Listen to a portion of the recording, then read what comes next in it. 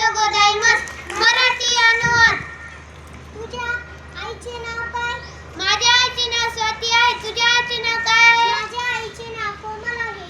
तुझ्या आई काय काम करते? माझी आई घरकाम करते. तुझी आई काय काम करते? माझी आई शेतात जाते.